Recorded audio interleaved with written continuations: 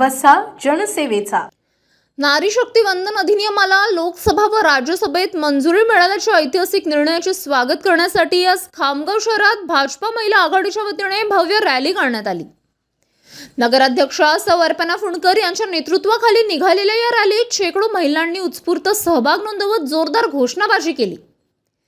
पंतप्रधान नरेंद्र मोदी यांच्या संकल्पनेतून साकारलेले हे विधेयक महिला सक्षमीकरणासाठी महत्त्वाचे पाऊल ठरले आहे। या ऐतिहासिक निर्णयाचा आनंद साजरा करण्यासाठी आज 15 एप्रिल रोजी शहरात या रॅलीचे आयोजन करण्यात आले होते। रॅलीची सुरुवात दुपारी 4 वाजता छत्रपती शिवाजी महाराज स्टेडियम येथील राजमाता जिजाऊंच्या पुतळ्याला अभिवादन करून अर्जुन जलमंदिर येथून करण्यात आली।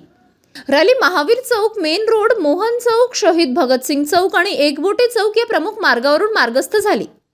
भाजपा कार्यालय, टावर चौक येथे रॅलीचा समारोप करण्यात आला।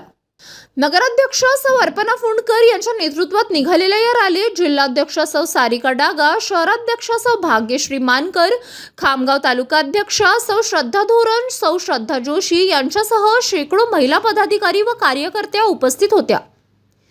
रॅलीचे ठिकठिकाणी स्वागत करण्यात आले। या रॅलीमुळे संपूर्ण खामगाव शहरात उत्साहाचे वातावरण पाहायला मिळाले आणि महिला शक्तीचा मोठा आविष्कार दिसून आला।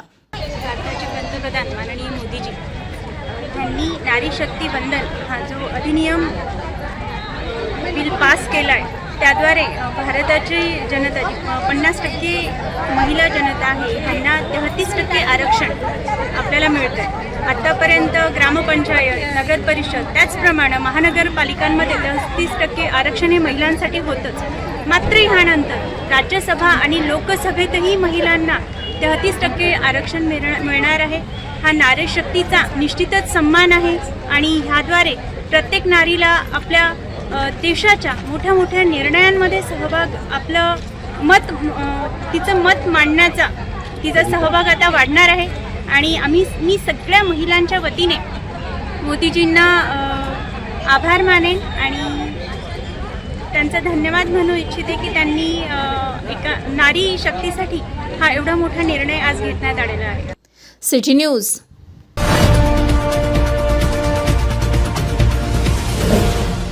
सिटी न्यूज वसा जनसेवेचा।